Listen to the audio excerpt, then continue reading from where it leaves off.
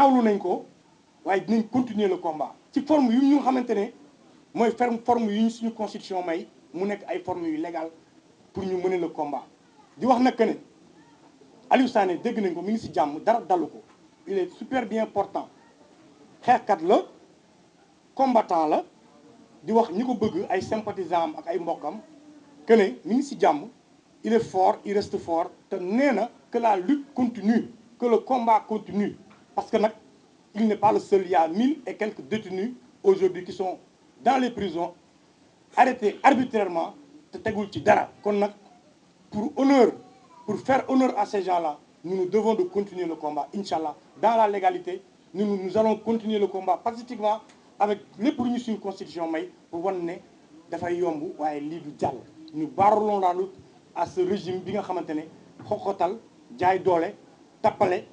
parce que nag su fekkee procureur dafa interjeté appel ci décision de juge ça veut dire que état bi ci boppam moom moo bëgg a tëj Aliou Sané parce que procureur c'est la chancellerie kon ñoom ñoo bëgg a jàpp Aliou Sané loolu rek moo am amul leneen ay caaxaan la teguwul ci dara donc loolu laa ci bëggoon a wax pour ay premiers propos xam naa ma jox doyen Mbodj mu sànni ci ay kàddoom bu F24 on vient de recevoir maître Tine xam naa bu ci kanamee ñu yaatal ci ay questions doyen s'il vous plaît. Je voudrais ici d'abord apporter un témoignage pour dire que Aliou Sané, qui vient d'être arbitrairement arrêté, est un patriote épris de paix et de justice. Un leader courageux et qui sait prendre des initiatives. C'est une figure emblématique de la lutte contre l'injustice, contre l'arbitraire et contre la répression aveugle menée par le gouvernement. F24 est tout à fait en phase avec Y'en a marre, totalement solidaire avec Aliou Sané et tient évidemment à dénoncer avec la plus grande vigueur cette arrestation arbitraire. Si elle est possible, cette arrestation, c'est parce que justement on a un pouvoir trop fort, qui a trop de pouvoir. L'hyperprésidentialisme permet au gouvernement, au président de la République, au ministre de la Justice et à son procureur de poursuivre, d'arrêter et d'emprisonner un Sénégalais sur la base du bon vouloir de ce monsieur-là. Et ce monsieur le procureur se base sur des lois liberticides. Parce que si le juge n'a pas pu évidemment libérer totalement Aliou Sané ce jour-là, c'est parce que le procureur a visé des lois liberticides. Ces lois, c'est entre autres l'article 139 du Code de procédure, les articles 82 du Code pénal, qui font obligation au juge de mettre en prison quelqu'un qui est visé par ces articles. Et c'est ça que fait le procureur. Il vise des articles tels que le juge a les mains liées. Il faut qu'il mette en prison le gars. Et c'est parce qu'il a été suffisamment courageux qu'il lui a donné la liberté provisoire. Et c'est contre quoi le procureur s'est élevé pour démontrer précisément que c'est la volonté et la seule volonté du gouvernement de procéder à l'arrestation de M. Aliou Sané. S'il n'y a pas d'autre chose, c'est du maté, c'est du djaïdolé, c'est de l'arbitraire. Et c'est ce qu'il faut dénoncer. Parce que, évidemment, la coupe commence à être pleine. Les interdictions sont nombreuses. F24 a reçu hier sa 8e interdiction de manifestation. Les prisonniers sont nombreux, ils sont plus de 1200. Les libertés et les droits sont confisqués. Liberté de presse, liberté de réunion, liberté d'association. Aujourd'hui, F24 veut tenir une réunion. Tous les hôtels refusent de prendre F24. On n'a aucune possibilité de tenir une réunion quelque part. Donc, il y a évidemment des dérives autoritaristes dans ce pays-là contre lesquelles il faut qu'on se lève. Ils l'ont dit, il y a des citoyens comme Aliou Sané qui ne se tairont pas, qui ne se laisseront pas terrer et qui vont tout risquer parce que la liberté a ce prix. Nous allons, nous F24, initier très rapidement une pétition qui sera signée normalement par tous les leaders de F24 pour la libération de Aliou Sané. Nous allons élaborer un plan d'action qui va viser évidemment la détention, contre la détention de tous les prisonniers, donc pour la libération de tous les prisonniers politiques, à commencer par Aliou Sané, Ousmane Sonko, Cheikh Oumar Diagne, qui sont des candidats à la présidentielle, et tous les autres détenus. Donc, voilà le message que nous voudrons lancer pour dire à la jeunesse et aux populations qu'il ne faut pas perdre espoir. Il ne faut pas perdre espoir parce que demain, il fera jour. Parce que demain, nous nous lèverons ensemble pour qu'il y ait une justice, pour mettre un terme à l'arbitraire, à la pression. Je vous remercie. Je donne la parole à M. Dianté.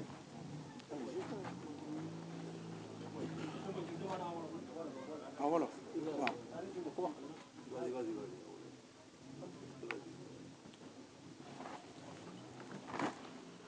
waaw li ma bëggoon a wax mooy ci turu F24 wax ne Aliou Sané mi nga xam ne tëj nañ ko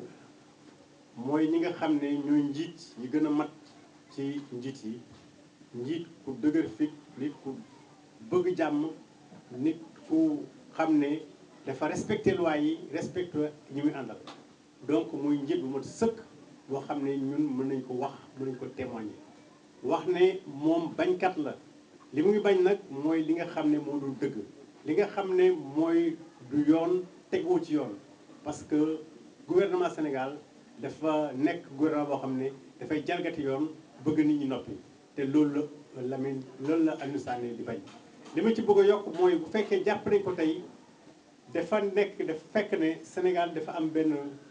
ay loi yoo xam ne àndul ak liberté loi yooyu nag ci la procureur di sukkandiku te procureur bi ministre de la justice ak président dañoo am ay pouvoir yoo xam ne ñoo leen di permettre bu ñu joxoonee diw ñu ne leen jàpp leen ko jàpp ko bu ñu leen tëj leen ko ñu tëj ko bu ñu leen bàyyi leen ko ci kaso bi ñu bàyyi ci kaso bi loolu nag moo tax Aliou Sané tey nekk ci kaso bi donc loolu loo xam ne lu ñu koy naqarlu di wax sénégalais yi nañu jóg wane ne wax dëgg yàlla d'accord ci loolu liñ ciy teg mooy dëkk bi fu mu nekk nii wax dëgg yàlla nit ñi sonn nañ waxuñu seulement que prix yi denrées yi bari métti na trop waxuñu courant bi yokku na waaye itam tey liberté yi nga xam ne mooy tax nit ñi respirer démocratie bi respirer yépp dañ ko fatt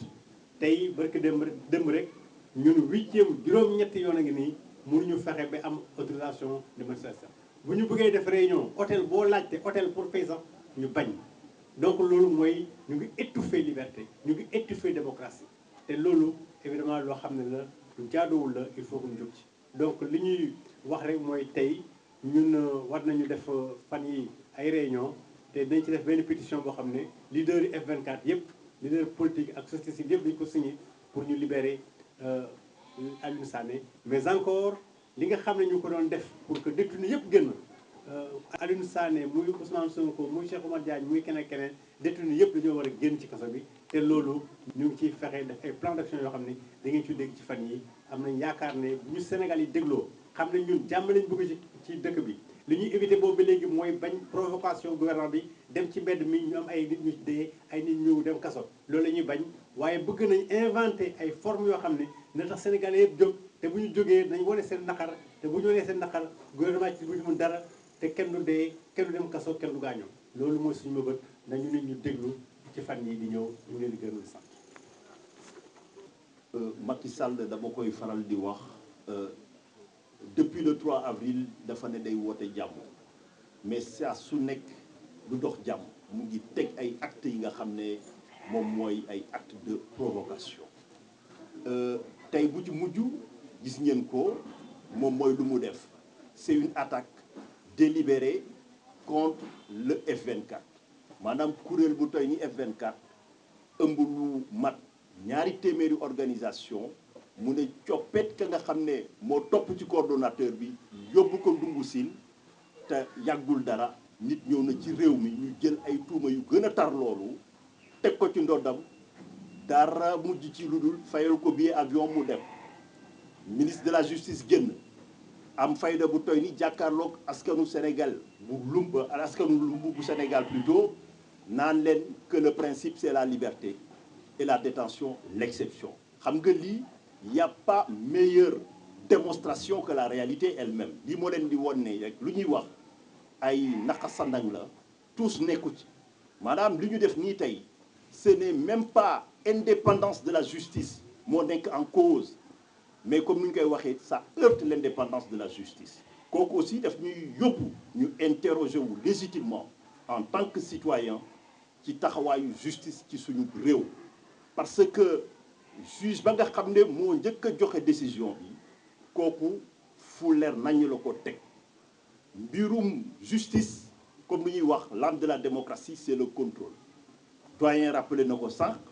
ba ñu ko interpellé dañu xool vidéo bi ba ñu xoolee vidéo bi juge bi ne ko lii bu nu mën a ci yóbbu kaso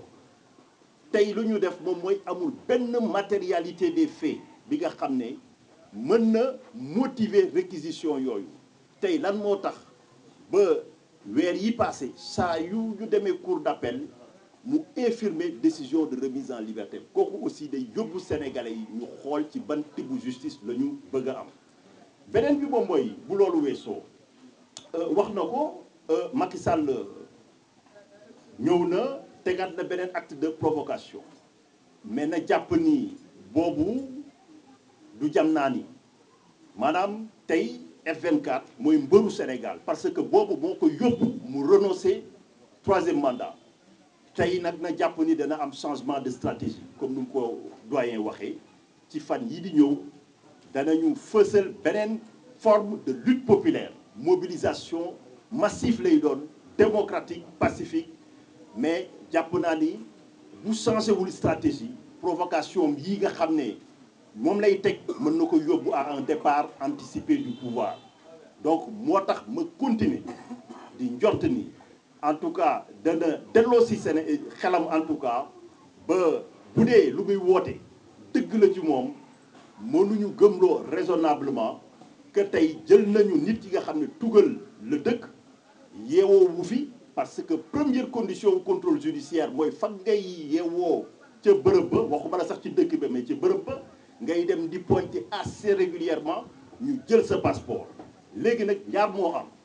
soit dañuy invoquer droit mais sans jëmmal droit wala sans xam ndax lan la droit wax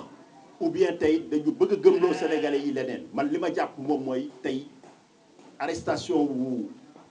Alioune Sané bi non seulement acte de provocation la mais régime bi dafa yàpp sénégalais yi mënta weesu nga ñëw jël ay nit yi nga xam ne même incrimination yi la dem nañ ba sànq ci suba gisaatuñ leen Sénégal nga génn naan ñu le principe c'est la liberté la détention c'est l'exception nit nekk fi nekk sénégalais nekk ci benn kuréel am fi doom am fi jabar di fi yeewoo nga jàpp ko yóbbu ko ci kaso bi naan pour les nécessités de l'enquête mais lu ci mënti am moom mooy mbir mi mu ngi ci seen loxo xeex nag balaa moo neex pour ñu xeexal askanu Sénégal est-ce que askanu Sénégal pare na pour xeex bu dee pare nañ ñun pare nañ pour wëyal xeex bi comme ni ñuy wax booy défendre mbir bul xool lan moo la ci mën a fekk wala lan la lay dikkal mais la nga war a xool moom mooy lan la mën a dikkal wala lan la mën a dikkee bu dee défendre ko Alioune xamoon na ko ba ñu àndee yàggul dara Almadies war a gis haut commissaire aux droits de l'homme ñu toog di waxtaan ànd ak délégation bi nga xam ne ñoom madame Mimi Touré ak ñoom ñëpp ñoo ci nekkoon xamoon na ne tey régime mu Macky Sall mu ngi taxaw ci ay tànk fexeel ko mais loolu lu ñu ci jublu du dara lu dul frapper les esprits maanaam xoxatal pour gars yi ragal dellu ginnaaw mais na jàpp ni tey lu mu def loin en tout cas d'intimider les membres du F24 loin d'intimider les citoyens sénégalais dafa war a nekk raison supplémentaire ñu jàpp ni ñooñu tey 1000 personnes yi nga xam ne ñu ngi nungu siin ak ñoom Alioune seen sacrifice warta nekk sacrifice bu vain maanaam loolu waruñu ko def ngir dara loolu moo tax tey ñu jàpp ni stratégie bi nga xam ne en tout cas F24 dana ko teg ci jour yii di ñëw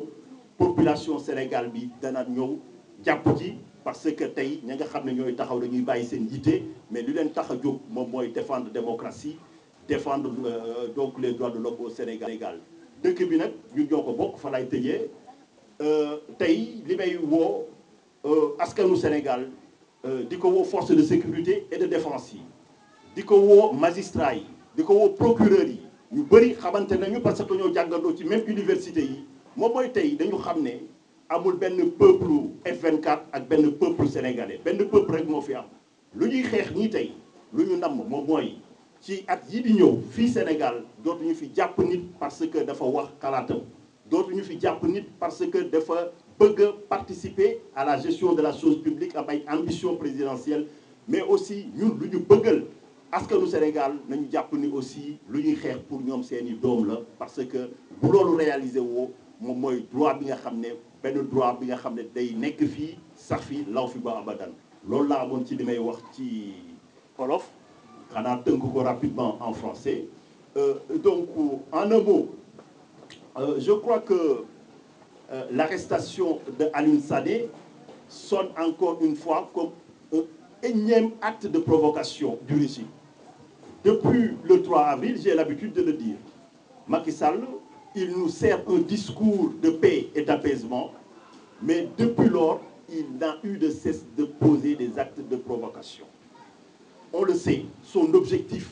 c'est effectivement de mener une stratégie du chaos par des actes de provocation pour pouvoir effectivement justifier son retour. Parce que n'oublions pas que dans le discours du 3 juillet, il avait dit que la seule chose qui pourrait l'amener à rester, c'est effectivement qu'il y ait des problèmes, des troubles ou un chaos, et ça légitimerait. Donc aujourd'hui, s'attaquer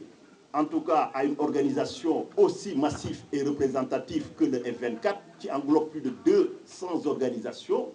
n'est rien d'autre qu'un acte de provocation. Il s'attendait peut-être à une réaction qui pourrait justifier la répression et légitimer aujourd'hui l'arrestation de Ousmane Sonko et des autres leaders de l'opposition. Mais qu'il se détrompe, le F24 est composé de personnes qui ont une expertise.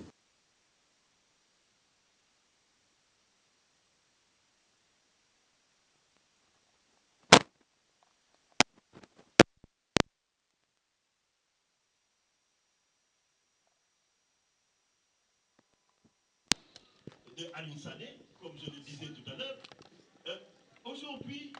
est la démonstration la plus éloquente que le régime nous sert tout sauf du droit. Parce qu'on ne peut pas comprendre qu'il y a cela juste quelques mois, une personne est venue ici, un confrère, pour ne pas citer son nom, on a pris des accusations extrêmement graves qui ont été posées donc, contre lui. En tout cas, malgré le poids de ces accusations, l'État du Sénégal a payé un billet d'avion, Air France, s'il vous plaît, pour qu'il rentre chez lui en contrôle judiciaire, soi-disant. Et le ministre, quand même, de la Justice a eu l'audace de sortir, de regarder les Sénégalais les yeux dans les yeux en disant que le principe, c'est la liberté et la détention, c'est l'exception. Pour justifier. Ici, à Dakar, qui a un domicile, qui a des garanties de représentation, parce qu'il le sait parfaitement que Macky Sall, sous Daoul Guèye de Kébi, Alioune Sané du Daoul Guèye de Kébi. Si Macky Sall ne s'enfuit pas du Sénégal, ce n'est pas Alioune Sané qui va s'enfuir dans les jours ou les semaines à venir. Malgré toutes ces garanties, on a décidé abusivement de le maintenir en prison. Donc, il n'y a pas meilleure démonstration que la réalité. Aujourd'hui, rien que cette pratique nous amène à une conclusion sans appel. C'est que ce régime aujourd'hui est dans une logique de non-droit. Donc il invoque la démocratie, l'état de droit, mais quand il l'invoque, c'est pour ne pas l'appliquer. Maintenant, le doyen l'a dit tout à l'heure, dans les jours à venir, dans les semaines à venir, nous allons organiser la riposte parce qu'il s'agit d'un acte d'attaque délibérée contre le F24. Une tentative de décapiter le mouvement, mais aussi d'intimider et de frapper les esprits pour que les autres se découragent et se dissuadent. Mais qui se trompe? Aujourd'hui, sa stratégie va être contre-productive parce que loin de nous décourager, loin de nous démobiliser, cela va nous donner des raisons de se battre davantage pour que le sacrifice de ces 1000 détenus aujourd'hui, pour le sacrifice que Ousmane Sonko, qui a fait don de soi, comme il le disait, tout cela ne reste pas vain. Aujourd'hui donc, nous appelons le peuple sénégalais à se tenir prêt pour une mobilisation populaire parce que Macky Sall, délibérément, a cherché à attaquer la démocratie et les droits de l'homme et nous le défendrons quoi que ça coûte. Et comme on a l'habitude de le dire, ne regardez pas combien ça vous coûte d'avoir défendu quelque chose, une liberté ou autre, mais regardez combien ça va vous coûter de ne l'avoir pas défendu à temps. Ce sera la dictature et l'oppression et jamais au plus, jamais Macky Sall, je lui dis, de la manière la plus courtoise et la plus ferme qui soit, il n'y aura pas de dictature dans ce Sénégal. Je vous remercie de votre attention.